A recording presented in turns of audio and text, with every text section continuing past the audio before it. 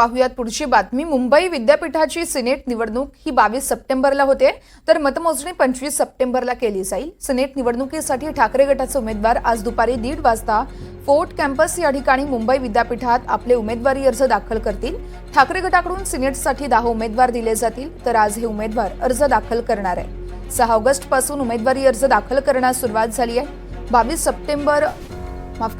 August उमेदवारी अर्ज दाखल करण्याचा शेवटचा दिवस आहे, तर मागील 2 वर्षांपासून ही निवडणूक रखडली होती आणि त्यानंतरच यावर्षी सप्टेंबर महिन्यात ही निवडणूक होती आहे।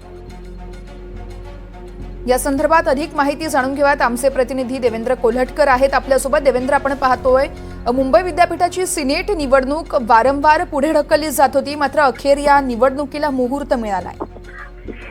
वर्षा, मुंबई विद्यापीठाची जी सिनेटची निवडणूक आहे ती अत्यंत चुरशीची असते आणि या सिनेटच्या निवडणुकीकडे सगळ्या राजकीय वर्तुळाचं लक्ष लागलेलं आहे।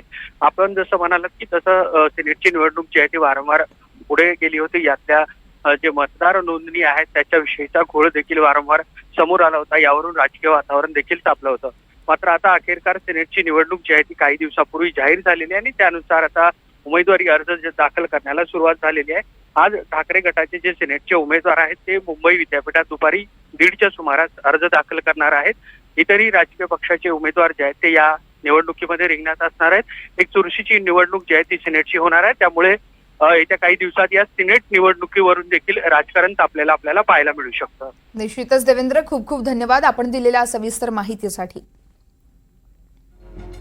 तर ठाकरे गटाकडून 10 उमेदवारी यावेळेस उमेदवार अर्ज भरणार आहेत। 22 ऑगस्ट ही अर्ज भरण्याची शेवटची तारीख आहे। मागील 2 वर्षांपासून खरं तर ही निवडणूक रखडली होती, मात्र आता ही निवडणूक सप्टेंबरमध्ये होतीये।